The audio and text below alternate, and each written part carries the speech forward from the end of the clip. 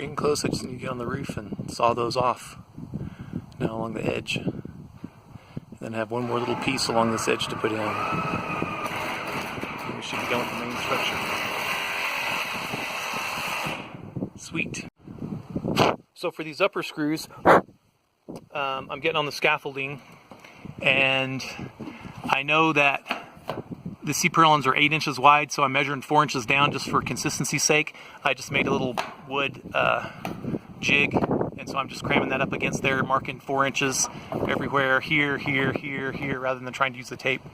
And then I'm pre-drilling these just because of the height. I can't quite get my shoulder behind these without getting on the step stool on top of the scaffolding, which isn't ideal, which just makes me uncomfortable. I haven't fallen off yet, but I'm going to try to minimize that. So I'm pre-drilling these and then putting these screws in. And that's how the top's going.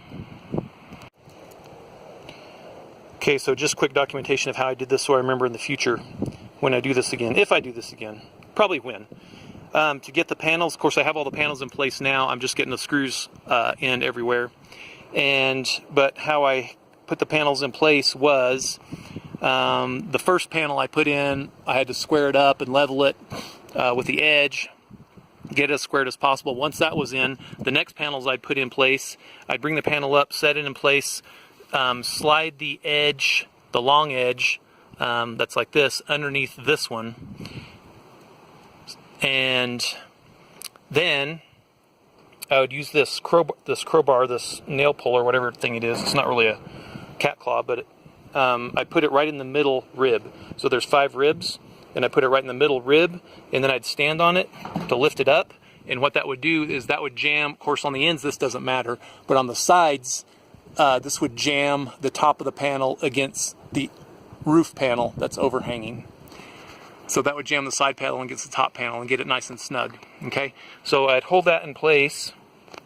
I'd eyeball this ridge right here to make sure that it was fairly consistent on the way up, so I knew I was fairly close. Take the 48-inch level, put it in place, make sure that the bubble was in the middle, and if it wasn't, I'd adjust it up or down. Once I had it in place, I would use a clamp on this side, a quick clamp, reach around the back, grab the C-purlin and clamp this part. Of course, this panel isn't here, if you can imagine that.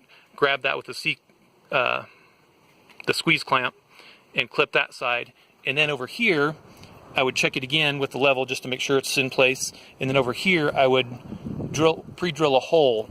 And so this would get the overlap from this side and the underlap from this one. That's even a word, underlap. And so this screw would catch both of those. But I'd pre-drill it because this screw, when I'm putting those in, I found it with all the wobbling. Sometimes I'd move this metal up or down and that would put me out of square. So I go ahead and pre-drill this one all the way through the C-purlin and then put the screw in. And then we'll check it again and just jam the level against the inside edge of this rib and then just make sure it's level again. Okay, and if that's the case, then I'd pop a string across here to the middle of the C-purlin and go ahead and put those screws in, put a layer of screws in here, and then I'm leaving the top and the bottom for the last. So that worked really well as a one-person, as long as the wind wasn't blowing too hard, that worked pretty well as a one-person assembly. These panels on the side are 14 feet, on the end rather, are 14 feet. The side panels are about 12 feet, so, or 11 and a half. All right, good. All right, so here's what I did along the back side. I just put panels up that I was going to try to cut these on the ground, and I was worried about getting the angles close, even though I'm putting an end cap on. I still wanted to try to get them close, and then I realized I can just put them up and then come up here with the reciprocator and just cut those off. So that's what I'm going to do now. So just for perspective, we're looking at the sides of the barn here. Try to hold this as still as I can.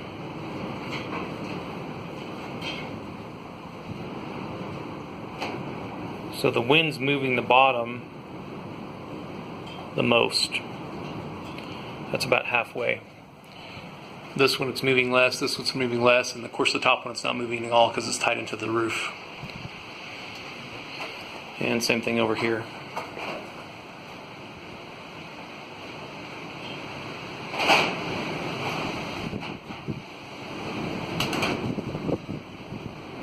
So there's some movement there.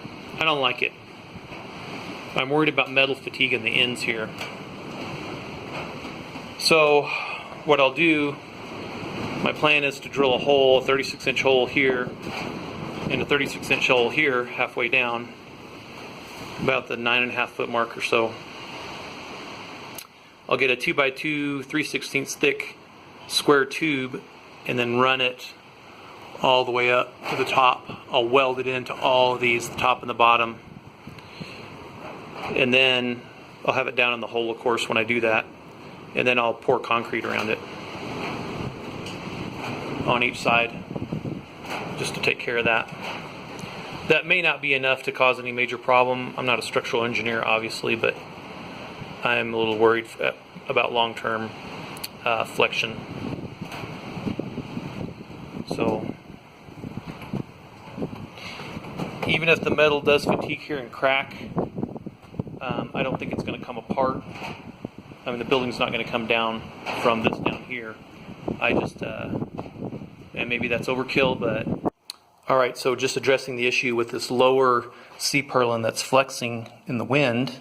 It's obviously not blowing now, but what I did was I drilled 2 holes, one on each side, about 9 feet, or in the center of the C-purlin from the 2 ends. They're about 36 inches deep and about 8 inches in diameter, 7 or so. I used the 6-inch auger and then I drilled out the... Okay, good. So, and then I kind of widened them a little bit with a sharpshooter. Alright, so those are done, and my plan is to take these posts. This is 2x2, 3/16 thick, and this sleeve here is 2x2 on the inside. I don't know what the outer, it's probably a quarter. It's a little bit thicker than the 3/16. So what I did was I took 6 inches of that, put this post in 3 inches to there, welded it in there and there. I've already soaked it in phosphoric acid. It's drying right now. These little tabs are going to go down toward the bottom of the hole. I welded these in just for some up strength support, which I don't think I'm going to need. This really is just for lateral support to keep these from flexing. And this is probably overkill, but this is the metal I had left over, so this is what I'm going to use. So this, I'm going to take this and stand this up in the hole like this, drop it in.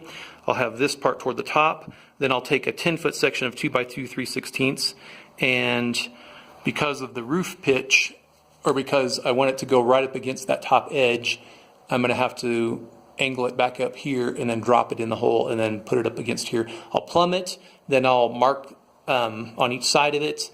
I'll take it down and then grind on each side of the C-purlin, and then I'll put it in place, make sure it's plumb, and then burn it in, and then I'll pour the concrete. Okay, and hopefully this will take care of my issue.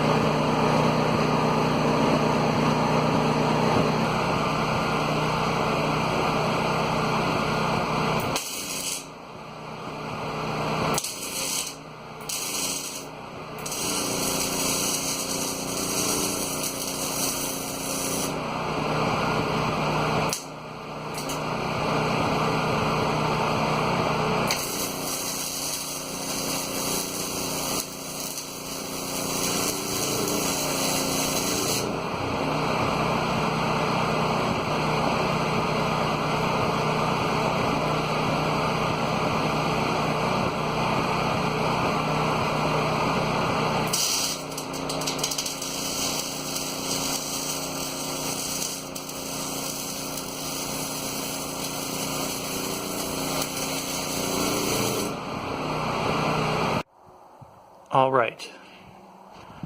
Got the concrete in.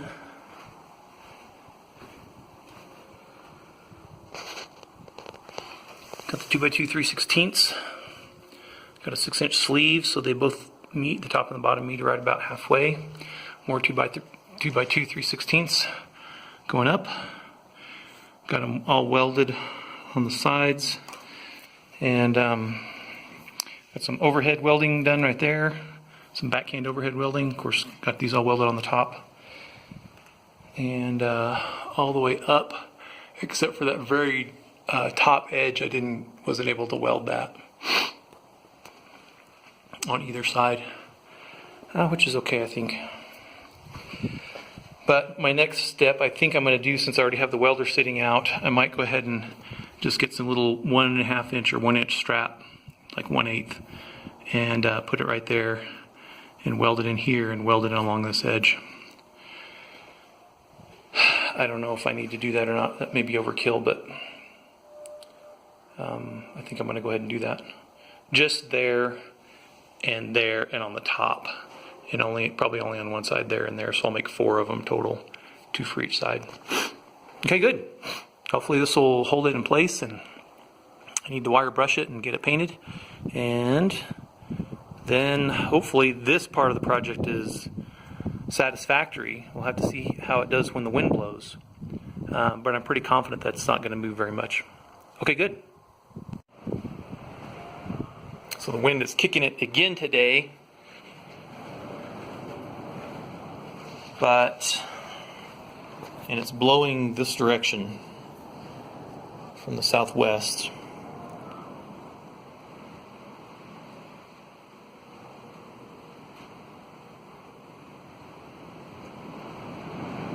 There's a good gust right there.